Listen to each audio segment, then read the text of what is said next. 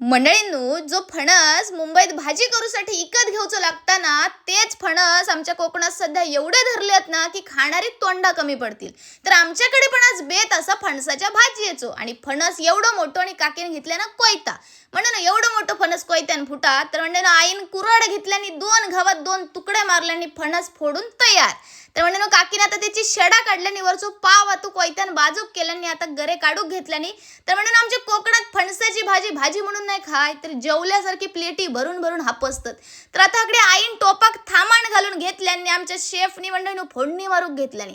विषय काय झालो, माझं होतं उपास, त्याच्यामुळे उपासाक जशी लागताना तशीच भाजी करूची होती.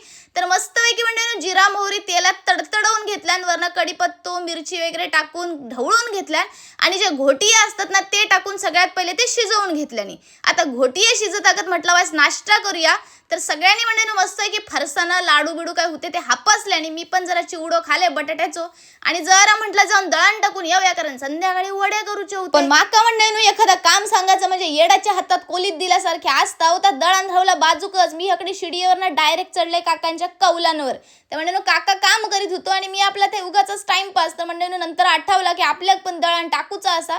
तसाच उतारले म्हणजे दळण टाकून इले आणि तेवसाकडे भाजी पण झालेली होती. येणाऱ्या पाहुणारवळ्यांका पण भाजी घातल्याने खाऊ आणि म्हणजे मी पण जराशी खाऊन घेतलंय. आता म्हटलं म्हणजे पेट पूजा तर झाली, आता पुढे करायचं काय. घरात इले तर आई फुशीत होती लादी. तर म्हणजे आज आमच्या सार्वजनिक मंडळाच्या घरात ना पूजा असते आणि आई चालली आहे त्याचं जेवण करू आणि पप्पा हात खोली झोपलेले. तर आमका म्हणजे चान्सच पडलो, गप टावेला घेतला आणि आता आम्ही चालला रुकियाच्या मळीत पोहा.